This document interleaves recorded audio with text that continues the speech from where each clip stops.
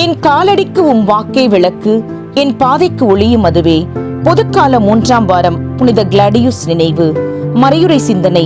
எந்த அளவையால் அளக்கிறீர்களோ அதே அளவையால் உங்களுக்கும் அளக்கப்படும், இன்னும் கூடுதலாகவும் கொடுக்கப்படும் என்பதே இறைவாக்கு. விசித்திரமாக சிந்திக்கிறது மனித மனம். கணவனோ மனைவியோ பெற்றவர்களோ பிள்ளைகளோ யாராக இருந்தாலும் எல்லாருடைய எதிர்பார்ப்பும் அனைவரும் என்னை அன்பு செய்ய வேண்டும், புரிந்து கொள்ள வேண்டும், மன்னிக்க வேண்டும் என்பதே. யாருமே நான் அன்பு செய்வேன், நான் புரிந்து கொள்வேன், நான் மன்னிப்பேன் என்று சொல்லுவதும் இல்லை, செய்வதும் இல்லை. அதனால் தான் வாழ்க்கையில் பல நேரங்களில் நிம்மதியும் மகிழ்ச்சியும் காணாமலே போய்விடுகிறது.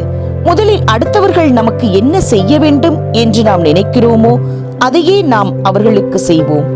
அதில்தான் மகிழ்ச்சியும் மன நிறைவும் நிம்மதியும் இருக்கிறது. கொடுக்கும் போது மட்டுமே பெற்றுக்கொள்ள முடியும்.